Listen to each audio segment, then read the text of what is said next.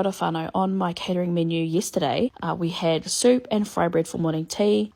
For lunch, we had roast chicken, half with marinade, half without. And for the salads, we had a green salad, we had a creamy mushroom and spinach orzo.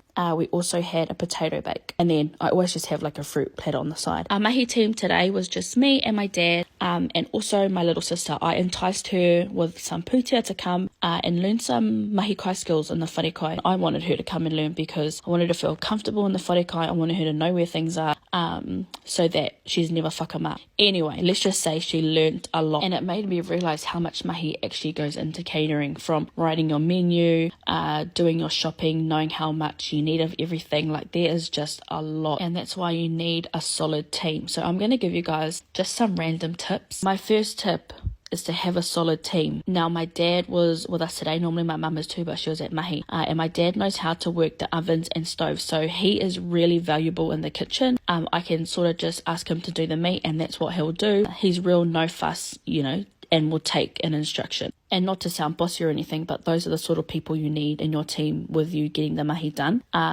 so that you can delegate and just get on with it. So knowing your menu, delegating, having a solid team, having a knife. Okay, my biggest tip is take your own bloody knife. Another tip I was telling my sister was to have a hot soapy sink of water full at all times, because if I'm coming past with a dirty spoon, I can just dump it in. A dirty bowl, I can dump it in. So always having that there. When I first started catering, my koro always would tell me, good kai, good hui, dumb kai, dumb hui.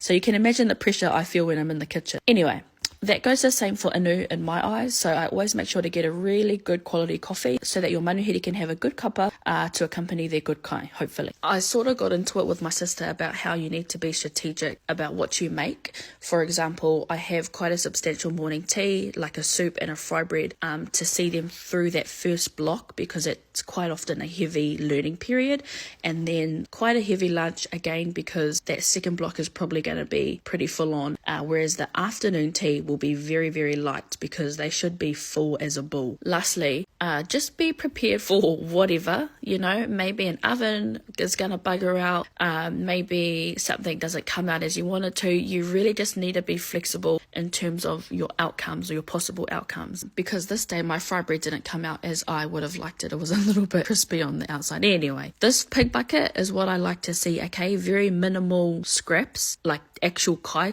so just bones, fruit peels, all of that. I love to see that, because it means not lots of kai is going to waste. And also this, when I was telling my sister how to cut the cakes, cup of hot water, dip your knife in so that it doesn't muck it up. And with these cakes, actually, like I said, we have substantial kai throughout the day, so these are really just a little top off. Would I like to do homemade cakes? Absolutely, but because I'm already prepping the day before with the soup and the shopping and all of that, it's just, you've got to make sacrifices somewhere, and sometimes that is the afternoon tea. And just to whakakapi, I'm not an actual caterer.